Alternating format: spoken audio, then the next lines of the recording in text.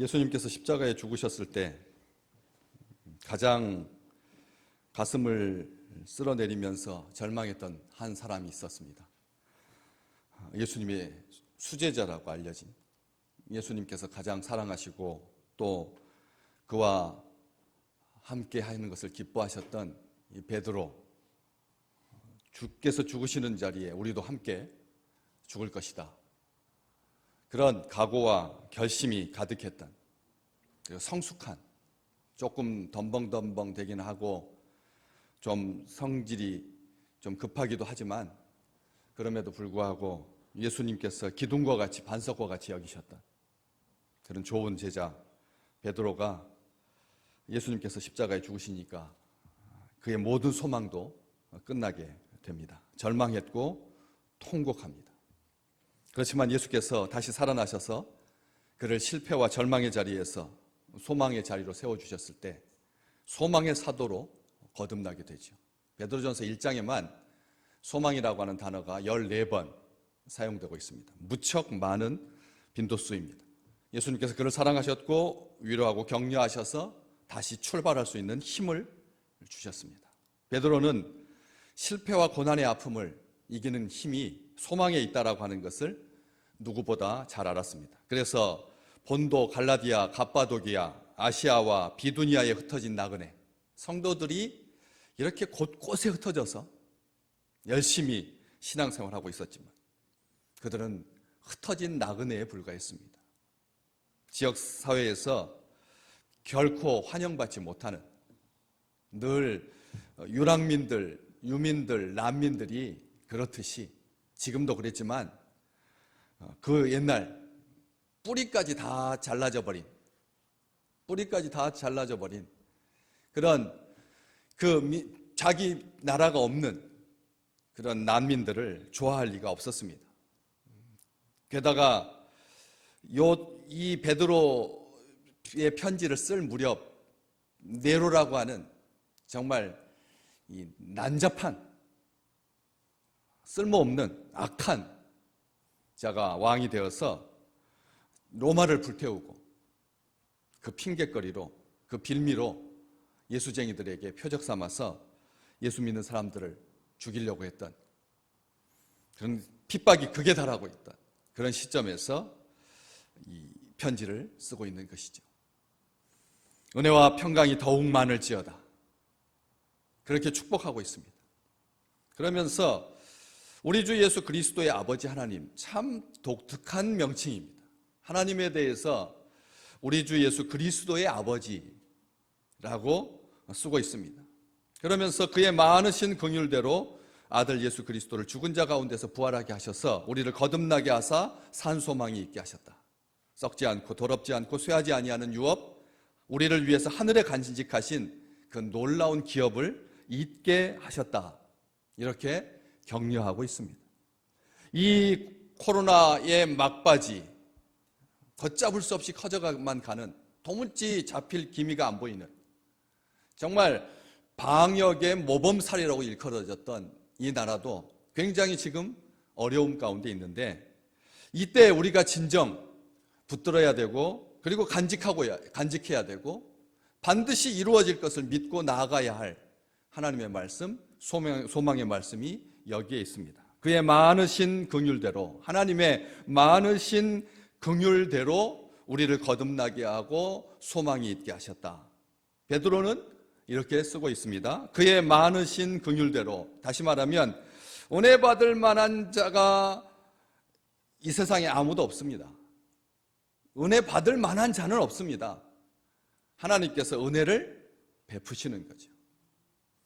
그런데 그게 받을 만한 자격이 없는 사람에게 베푸는 것이 그 호의가 은혜라면, 오늘 이 긍휼, 몇 주 전에 이 구약의 히브리어 중에서 하나님과 관련돼서 이 단어는 꼭 기억하셔야 됩니다. 강조드렸던 자비, 긍휼, 헤세드, 하나님의 긍휼, 하나님의 자비. 이 긍휼은 죄인을 향한 하나님의 마음입니다. 은혜가 받을 자격이 없는 사람에게 베푸는 호의라고 하면 이 긍휼은 그것보다 더 깊어지는 거죠. 왜냐하면 죄인을 향하는 거니까. 우리가 죄인인 것, 우리가 하나님의 뜻 바깥에 있었던 것, 흑암 속에 거했던 것, 이것은 우리가 고백하는 거지만 은혜는 그래도 우리에게 약간 자랑 기운이 있게 만듭니다. 그렇죠? 우리가 뭐 받을 만한 자격이 없으면 이 자격이라고 하는 것이 죄하고는 상관없으니까 자격이 조금 모자라도 하나님께서 우리에게 은혜를 베풀어 주신다 해서 그래서 조금 우리가 으쓱할 수 있고 또 자부심도 있을 수 있겠지만 긍휼하면 우리는 죄인이다 라고 하는 이 말 때문에 아무것도 자랑하지 못하게 되는 거죠. 완전하게 자랑할 수 없는 단어가 이 하나님의 긍휼입니다. 그래서 이 죄인을 향한 하나님의 마음, 죄인의 비참한 상태를 아시고 불쌍히 여기는 그것도 어머니의 마음과 같이 자궁에 품은 그 생명을 향하여서 이게 사랑하고 좋은 상태로 아이를 잉태하게 되는 경우도 많지만 불의의 사고를 통해서 또 언짢은 일들을 통해서 그런 생명이 시작되는 경우가 많거든요. 그렇기 때문에 보통 합리적인 생각을 가지고 본다면 그런 생명에 대해서 가치를 둘 수가 없는데도 불구하고 어머니들이 생명에 대해서 가지고 있는 이 모성은 놀라운 거거든요. 그것은 아이의 가치하고는 상관없이 깊은 것입니다. 그렇기 때문에 그런 긍휼로 우리를 바라보고 계신다. 하나님의 긍휼은 아들의 충성도를 봐가면서 간신히 겨우 찔끔 시혜를 베풀듯이 적선하듯이 하는 게 아니라는 거죠. 받는 자로 하여금 비참하게 만드는 그런 것이 아니라는 것입니다. 비굴하게 하지 않는다는 것이죠. 하나님의 긍휼은 그런 차이가 있습니다. 세상에 좋은 긍휼도 가끔씩은 나는 너보다 더 있다, 더 위다, 더 낫다 이런 생각으로 할 경우가 가끔씩은 생기거든. 받을 때 기쁨으로 받지만 나중에 그게 일상화되면 감사도 없어지고 왜 나는 이렇게 손 벌리고만 살아야 되느냐 라고 하는 생각 때문에 비참해질 수 있거든. 그런데 하나님의 긍휼은 그런 게 아니라는 거죠. 하나님의 많으신 긍휼은 하나님의 긍휼이 얼마나 크길래 베드로는 그 앞에다가 많다라고 하는 수식어를 붙이고 있습니다. 하나님의 긍휼이 전체 인류 중에서 한 1000만 명, 1000명, 10,000명 이런 정도의 어떤 소수 일부 극히 적은 자들을 향하고 있는 것이 아니라 많기가 풍성하기가 얼마나 많으면 그의 많으신 긍휼대로라고 말하고 있겠습니까?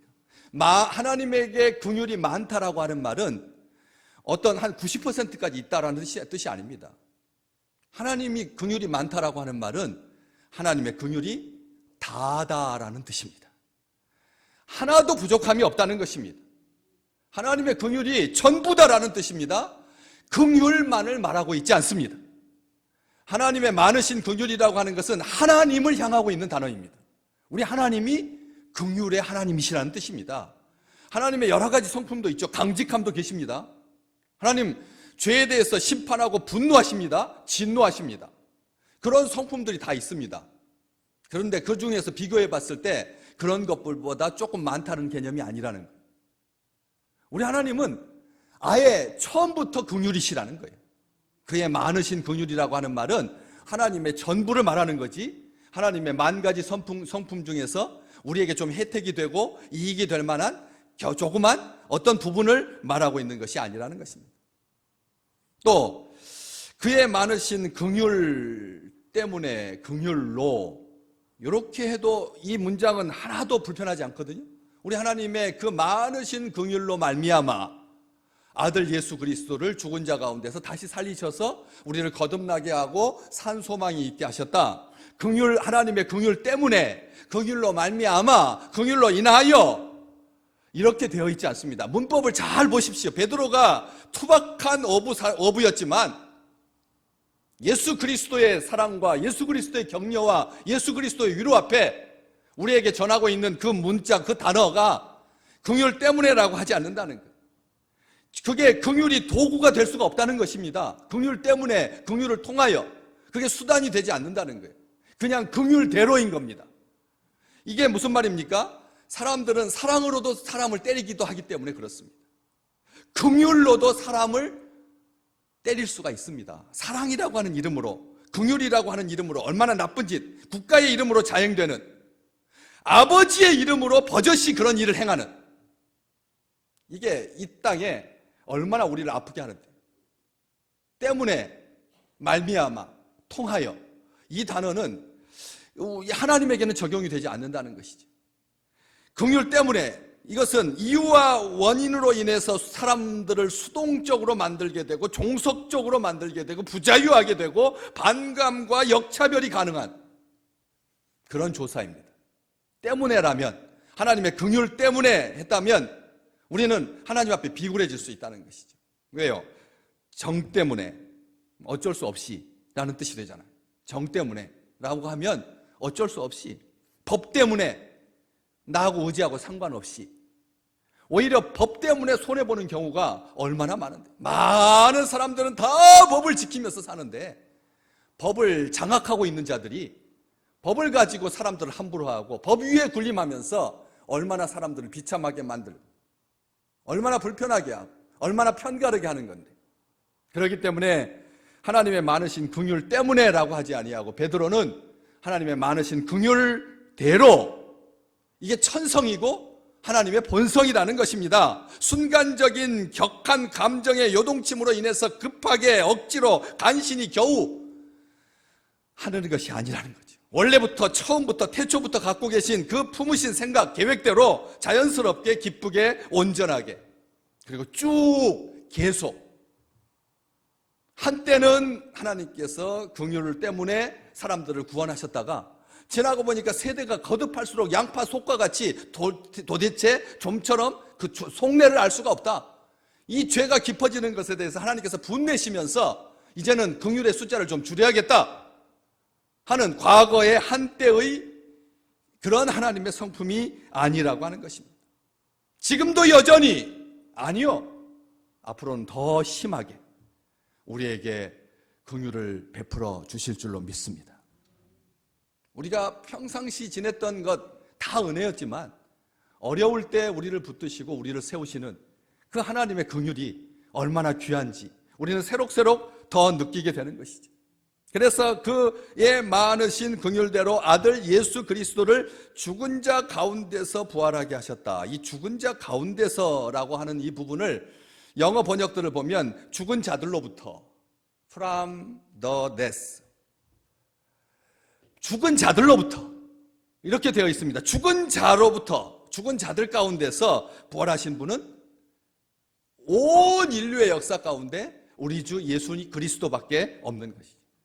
죽은 자로부터, 죽은 자 가운데서 한 분 예수 그리스도께서 부활하셨습니다. 예수님은 사망의 권세를 멸하시고 부활하십니다. 부활의 첫 열매가 되십니다.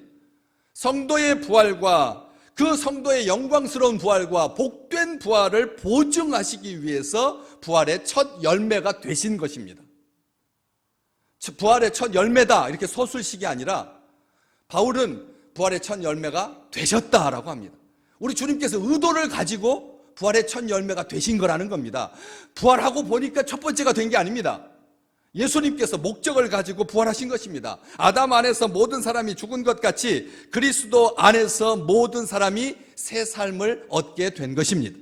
새 생명을 얻게 된 것입니다. 그리스도의 참 생명에 연합되고 그리스도의 영원한 생명을 받아 가진 자가 되게 하시려고 우리 주님께서 첫 열매가 되신 것이죠. 에베소 교회 편지 쓴 바울의 서신을 보면 에베소서 2장 4절 5절 말씀, 긍휼이 풍성하신 하나님이 우리를 사랑하신 그 큰 사랑을 인하여, 앞에도 긍휼이 풍성하신 하나님, 우리를 사랑하신 그 큰 사랑, 다 같은 말이죠. 그 사랑을 인하여서 허물로 죽은 우리를 그리스도와 함께 살리셨다. 허물로 죽은 우리를 그리스도와 함께 살리셨다. 너희는 은혜로 구원을 받은 것이다. 이렇게 확정하여서 말하고 있는 것을 봅니다. 우리 주 예수 그리스도의 아버지 하나님은 그의 많으신 긍휼대로 허물로 죽은 우리를 그리스도와 함께 살리신 겁니다. 거듭나게 하신 것입니다. 영적으로 죽은 우리를 그러니까 그리스도와 함께 살리셨다라고 하는 말은 단순하게 죽었다가 사는 게 아닙니다. 영적으로 사는 것입니다. 거듭나게 하시는 것입니다. 왜요? 이 거듭나다라고 하는 단어가 위로부터 온다는 뜻입니다. 땅에서 나는 게 아니라 거듭난다라고 하는 말은 위에서부터, 하늘에서부터 온다. 다시 말하면 하나님께로부터 난다는 뜻입니다. 하나님께로부터 난다. 거듭난다라고 하는 말이 살다가 예수 앞에서 막 통성기도 해가지고 그래서 방언을 막 말하고 물질의 가치를 두지 아니하고 옛정으로 살지 아니하고 욕심으로 살지 아니하고 자기 의지와 자기 결심으로 살지 아니하고 이렇게 어느 순간 싹 돌변해가지고 하늘만을 바라보면서 사는 도인과 같이 사는 이런 것을 성경은 거듭났다라고 말하지 않는다는 거예요. 하늘에서 주신다는 거예요. 거듭남은 우리가 원해서 거듭나는 것이 아니라는 겁니다.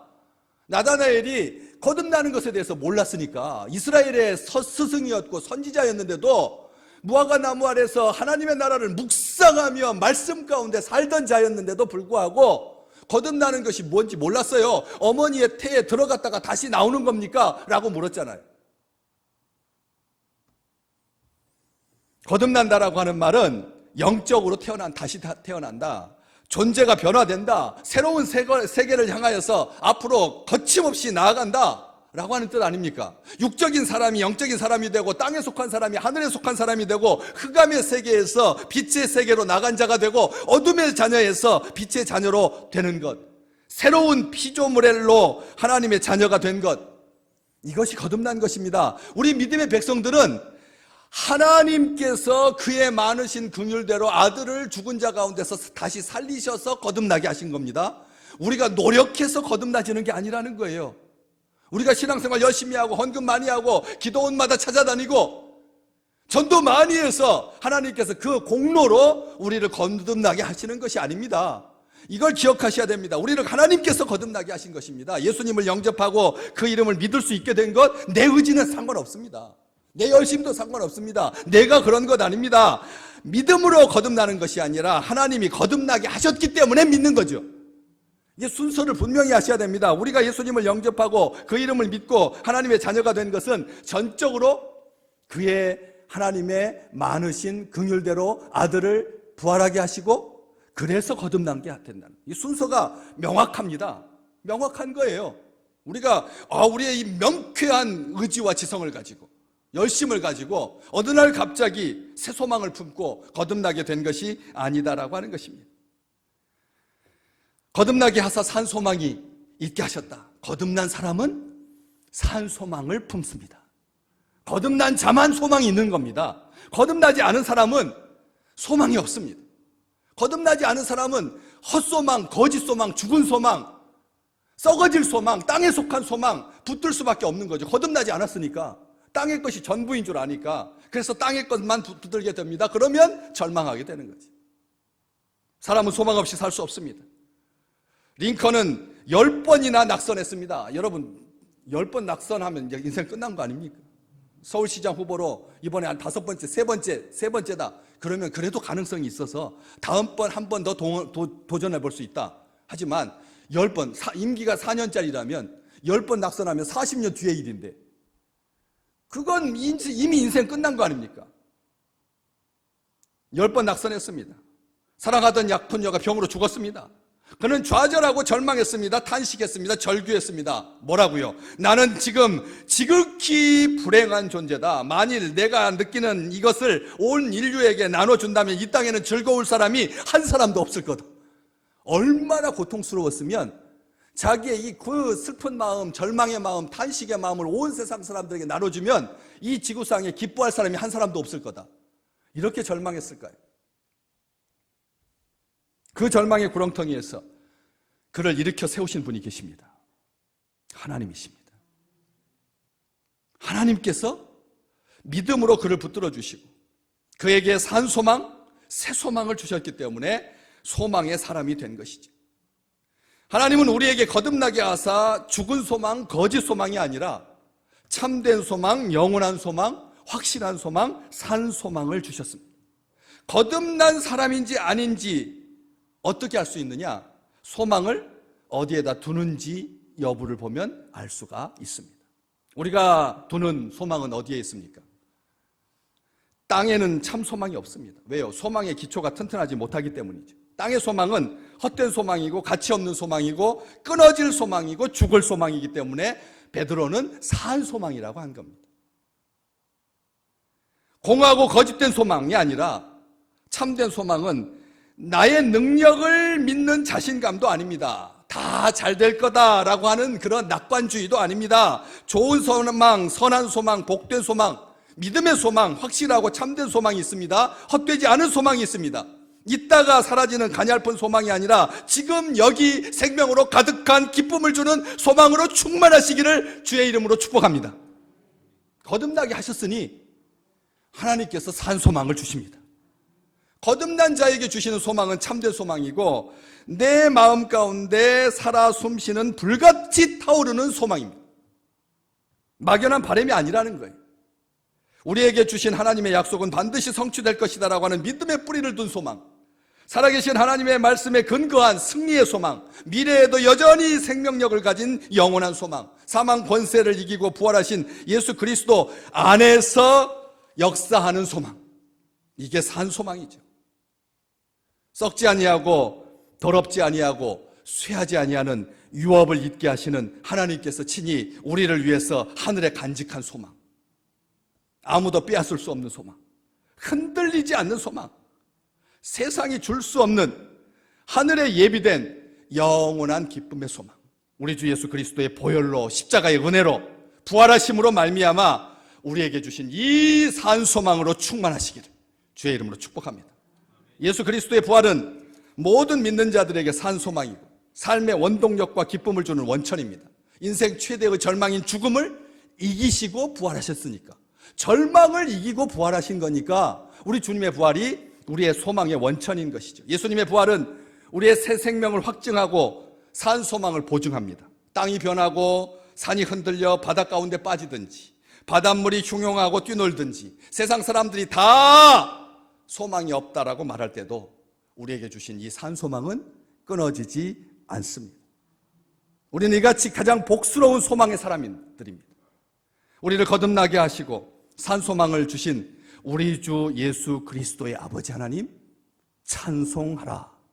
베드로는 이렇게 격려하고 선포하고 있습니다. 찬송 받으실 하나님은 우리 주 예수 그리스도의 아버지라는 거지. 부자 관계는 하나님께서 예수님을 창조하시거나 존재하게 하셨기 때문에 생긴 것이 아닙니다. 우리 하나님과 우리 주님의 관계는 태초부터 처음부터 원래부터 있었던 본질적이고 참된 관계입니다. 인간의 생각으로 이렇게 만들어진 관계가 아니라는 거예요. 아버지가 계획하시고 지시하실 때 아들이 순종하였고 역사 속에서 하나님의 복음을 선포하고 하나님을 아버지라고 부르신 우리 주님, 하나님은 아들 예수님이 예배하고 섬기던 바로 그 하나님이십니다.